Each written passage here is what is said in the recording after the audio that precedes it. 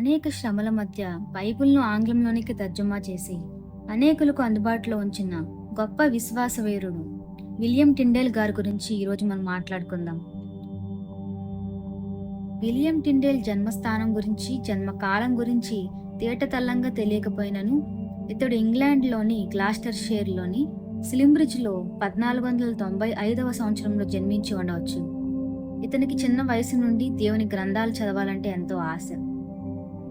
Oxford విశ్వవిద్యాలయంలో మంచి విద్యాభ్యాసం చేశారు. టిండేల్ నూతన నిబంధనను గ్రీకు భాషలో చదివారు. ఈ గ్రంథమును చదివినప్పుడు అతనికి మానసిక శక్తిగాక హృదయ మార్పును కలగజేసింది. అంతేకాక తన హృదయాన్ని ఆకర్షించిన ఆ గ్రంథం దేవుని వాక్యమని, అది ప్రతి ఒక్కరూ చదివి మేలు పొందినట్లు తన మాతృభాష అయిన ఆంగ్లంలోనికి అనువాదం చేయాలని పూనుకున్నాడు. ఆ గ్రంథంలో తాను చదివిన సత్యాలను బోధించడం కూడా ప్రారంభించారు టిండేల్ గారు. అయితే ఆ దినములలో బైబిల్ గ్రంథమును సామాన్యులు చదవకూడదని చట్టం ఉంది.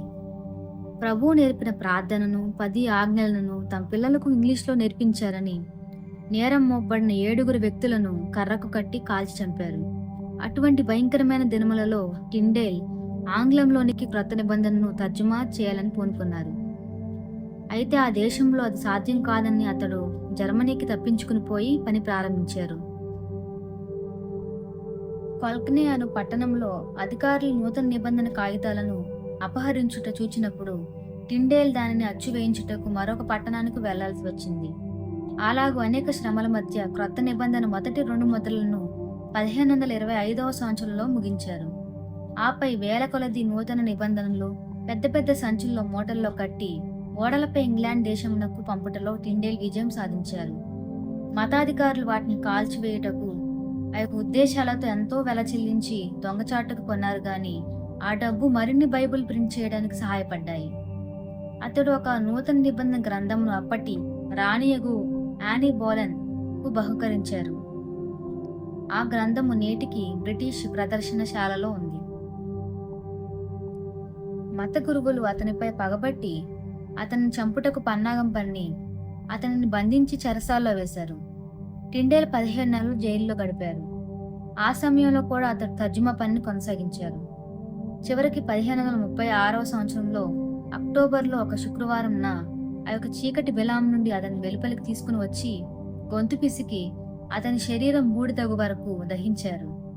అతడి చివరి మాటలు, ప్రభువా, ఇంగ్లాండ్ రాజు నేత్రాలు తెరువుము.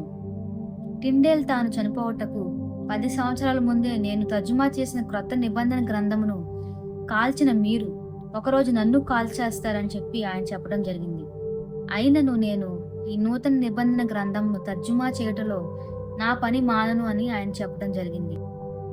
టిండేల్ చనిపోయిన తరువాత కొన్ని సంవత్సరాలకే ఇంగ్లాండ్లోని సాధారణ ప్రజలకు కూడా వారి యొక్క సొంత భాషలో బైబిల్ కలిగి ఉండే మార్గం ఏర్పడింది.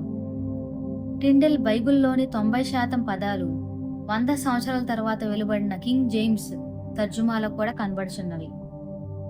క్రైస్తవ హతసాక్షి అనగా క్రీస్తును త్యాగించుట కంటే ఆయన కొరకు మరణించుటకే ఎన్నిక చేసుకొనుట, దేవుని రాజ్యం విస్తరింప చేయుటకై ప్రాణంను కూడా అర్పించుటకు త్యాగించుట. క్రైస్తవ హతసాక్షి అయిన క్రైస్తవ సాక్ష్యము ఘోర శ్రమను భరించుట, మరణం వరకు నమ్మకంగా ఉండుట. ఆమేన్.